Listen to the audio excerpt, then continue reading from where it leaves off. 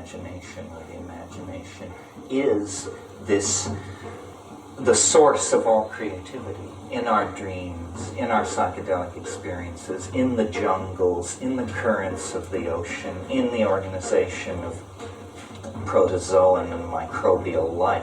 Wherever there is large-scale integration, rather than simply raw physics, but integration of laws of physics, integration of properties of membranes and electrophoresis and this sort of thing.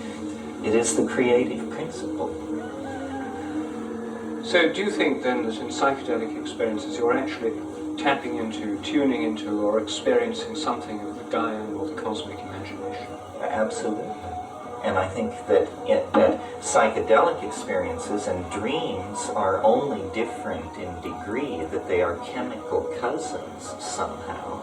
And this is why I could see human history as a Gaian dream, because I think every night when you descend into dream, you are potentially open to receiving Gaian corrective tuning of your life state. The whole thing is an enzyme-driven process. We are like an organ of Gaia. We are the organ which binds and releases energy. A liver cell doesn't need to understand why it binds and releases enzymes of the liver. We bind and release energy for reasons perhaps never to be clear to us, but which place us firmly within the context of the Gaian mind. We have been chosen out, and this is not something to have great hubris about. Indole acetic acid has been chosen out in plant metabolism to play certain roles.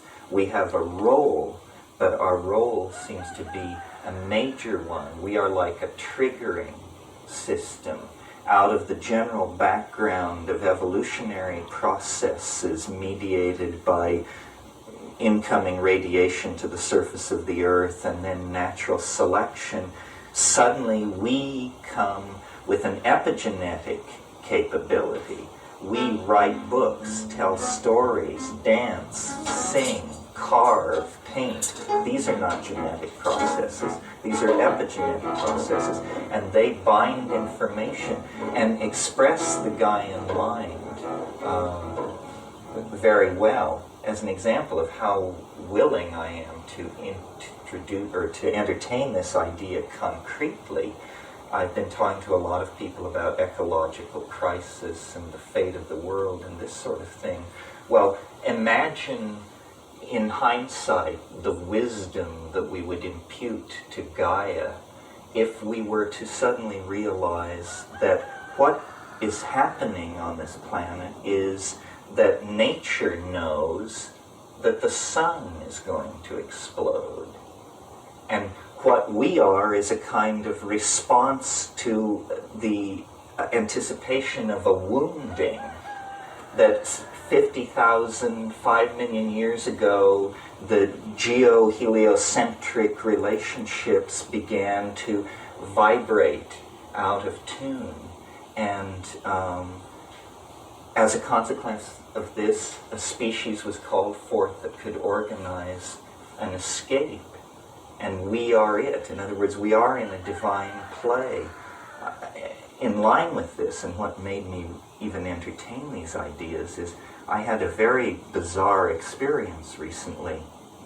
I was in Hawaii, and in our botanical garden there is a very large dead tree, and one limb of this tree sticks far out over the land. And Banisteriopsis capi, a large hallucinogenic South American vine, is planted at the bottom of this tree. And it just has swarmed up this tree and covered it with greenery. But it wouldn't go out onto this one limb that stuck out. And it bothered my sense of symmetry that this vine would not completely cover this tree. And I even thought about trying to climb up into the tree and thread it out onto this limb to get it to do what I wanted. So I was sitting looking at this tree and this situation and actually thinking about it, and suddenly the limb fell. It broke off. And then I thought, the vine sensed that it was unstable. It would not invade this domain that it sensed was structurally unstable. Well, then I said to myself, but how could it? What is the mechanism of this sensing of instability? And a friend of mine said, well, perhaps the wind impacts on weakened wood differently than on unrotted wood, and perhaps rhythms in the tree tell it to stay away from it. And then I realized, if one plant has that kind of sensitivity to the entering into a domain of danger, what must the ecosystem of this planet be doing in reaction to what we are doing to the planet? So I see, the reason this relates to the imagination is because I see ourselves in communication with the imagination. It is sending images back into the past to try and direct us away from areas of instability. It really is, the Gaian mind is a real mind, its messages are real messages, and our task through discipline, psychedelics, attention to detail, whatever we have going, is to try and extract this message and eliminate ourselves from the message so that we then can see the face of the other.